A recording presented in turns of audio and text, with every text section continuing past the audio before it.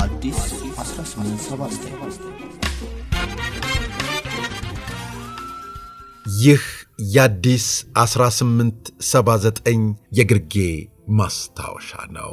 የኢትዮጵያ አየር መንገድ የተመሰረተበትን 80ኛ ዓመት በደማቁ እያከበረ ይገኛል። የኢትዮጵያ አየር መንገድ ዛሬ የደረሰበት ደረጃ ለመድረስ ቀደምቶቹ ትልቁን ሥራ ሰርተዋልና ከመጀመሪያዎቹ አብራሪዎች መካከል ባህሩ ካባን አንስተን እንዘክራለን፣ እናስታውሳለን። ባህሩ ካባ ከአባታቸው ከቀኛዝማች ካባ ቶባና ከእናታቸው ወይዘሮ ደግነሽ ገለታ ወለጋ ውስጥ ነቀምት ተወለዱ።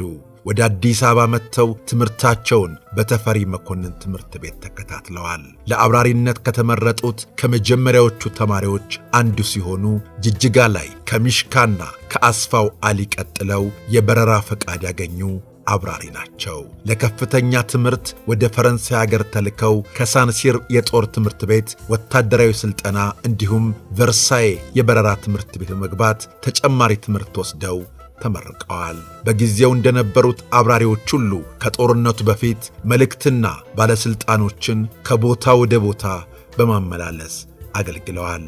አዳዲስ ተማሪዎችን በበረራ ሙያ በማሰልጠን ከፍተኛ ድጋፍ አድርገዋል። ምንም እንኳን ጦርነቱ እየገፋ በመምጣቱ ተማሪዎቹ ጨርሰው ለመመረቅ ባይበቁም ሦስቱን ተማሪዎች ደመቀ ተክለወልድ፣ ኃይለ ጊዮርጊስ ሀብተ ማርያምንና በተለይ ከሴቶች አውሮፕላን ማብረር ለመማር በኢትዮጵያ ብቻ ሳይሆን ምናልባትም በአፍሪካ የመጀመሪያ የሆኑትን ወይዘሮ ሙሉመቤት እምሩንና ከፍተኛ ኃላፊነትን እስከሚጠይቀው ለብቻቸው ሶሎ እንዲበሩ እስከ ማድረስ በማስተማር እገዛ አድርገዋል።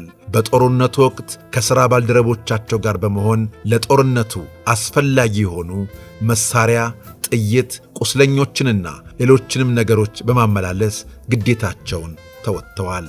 በአምስቱ የጠላት ዘመን በጣሊያኖች ተይዘው በእስር ተንገላተዋል። ይህን በተመለከተ አቶ አማኑኤል አብርሃም የሕይወቴ ትዝታ በሚለው መጽሐፋቸው እንዲህ በማለት የምስክርነት ቃላቸውን ሰጥተዋል። ባህሩ ካባ ወደ ፈረንሳዊ አገር ተልኮ የአውሮፕላን ነጂነት ትምህርት ካጠናቀቀ በኋላ ተመልሶ ሲያገለግል በኢጣሊያ ወረራ ዘመን በጠላት እጅ በብዙ ተንገላታ። የኢትዮጵያ መንግሥት ተመልሶ ከተቋቋመ በኋላ ለጥቂት ጊዜ በሥራ ላይ ቆይቶ ታሞ ሞተ ብለው ነበር። ከጦርነቱ በኋላ ወደ በረራ ሙያ አልተመለሱም።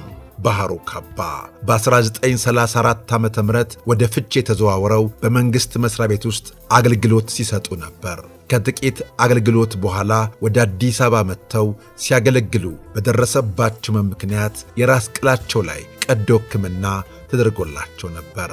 ይሁን እንጂ ከሕመማቸው ሳያገግሙ በወጣትነታቸው ሕይወታቸው አልፏል። ሻምበል ባህሩ ካባ ወይዘሮ ጃለኒ ኪዳነ ማርያምን አግብተው ሻምበል ይቁምንና ታከለን ወልደዋል። ከሁለተኛ ባለቤታቸው ወይዘሮ መዓዛ ውድነህ እጅጋየሁን ወልደዋል። ሦስቱም ልጆቻቸው ከአቪዬሽን አልራቁም ነበር። ይቁም የአባቱን ፈለግ በመከተል በ948 ዓ.ም በኢትዮጵያ አየር ኃይል በአብራሪነት ለመቀጠር ገብቶ ነበር። ይሁን እንጂ የበረራ የጤና ምርመራ የሚጠይቀውን መለኪያ ባለማሟላቱ አብራሪነቱን በመተው የኤሌክትሮኒክስ ሙያተኛ ሆኖ አገልግለዋል። ሻምበል ይቁም ሳይታሰብ አዲስ አበባ ውስጥ በወጣትነቱ በመኪና አደጋ ከዚህ ዓለም በሞት ተለይቷል። አቶ ታከለ በኢትዮጵያ አየር መንገድ 20 ዓመት አገልግለዋል። ወይዘሮ እጅጋየሁ በጡረታ እስከ ተገለሉበት ድረስ ለ34 ዓመት በኢትዮጵያ አየር መንገድ አገልግለዋል። በ1965 ዓ.ም ወይዘሮ እጅጋየሁ አየር ኃይሉን አስፈቅደው የአባታቸውን አጽም ከነበረበት ከቀጨኔ መድኃኔ ዓለም ቤተ ክርስቲያን ደብረ ዘይት በሚገኘው ቅዱስ ሩፋኤል ቤተ ክርስቲያን ከይቁም ጋር እንዲያርፍ አድርገዋል። ታኅሳስ 18 ቀን 965 ዓ.ም የሻምበል ባህሩ ካባን አጽም ከሻምበል ይቁም ባህሩ ጋር ስለ መቀላቀል በሚል በተጻፈው ደብዳቤ የአየር ኃይሉ አዛዥ ሜጀር ጀነራል አበራ ወልደ ማርያም ፈርመውበት አየር ኃይሉ ለወይዘሮ እጅጋየሁና ለአቶ ታከለ በደስታ መፍቀዱን ያረጋግጣል። የኢትዮጵያ አየር መንገድ የደረሰበትን ታሪክ የበለጠ ለማወቅ ጉዞውን፣ ፈተናውን፣ ውጣውረዱን እንዲሁም አጠቃላይ ነገሮችን ለመረዳት ካፒቴን ዘላለም አንዳርጌ ፀሐይ የኢትዮጵያ አቪዬሽን አጀማመር የሚለው መጽሐፍ እንድታነቡ ጋብዘናቸዋል። እነዚህንም ታሪኮች ከዚያው መጽሐፍ ላይ መዘዝ አድርገን ለውድ ቤተሰቦቻችን አድርሰናል። የኢትዮጵያ አየር መንገድ ለደረሰበት 80ኛ ዓመት እንኳን አደረሳችሁ። ዛሬ በሥራ ላይ ያላችሁ የኢትዮጵያ አየር መንገድ ባልደረቦች እናንተ የምትሰሩት ድንቅ ሥራ ደግሞ ለቀጣዮቹ 80 ዓመት ትልቅ አሻራን የሚጥል የሚያስቀምጥ ነውና በርትታችሁ ጠንክራችሁ ስሩ። እንኳን አደረሳችሁ ብሏችኋል አዲስ 1879። ቤተሰቦቻችን ስለ አብሮነታችሁ፣ ስለ ወዳጅነታችሁ ከልብ እናመሰግናለን። በቀጣይ እንዲሁ እንዳማረብን ተመልሰን መጣለን። እናመሰግናለን። አዲስ 1879